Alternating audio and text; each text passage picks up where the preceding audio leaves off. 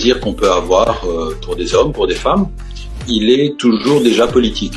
C'est-à-dire qu'il est toujours déjà pris dans une histoire et que cette histoire, c'est aussi une histoire des rapports de domination. En d'autres termes, préférer les Noirs, tout comme rejeter les Noirs, découle d'une histoire des rapports de race, plus grande que nous, qu'on en soit conscient ou pas, qu'on le veuille ou non.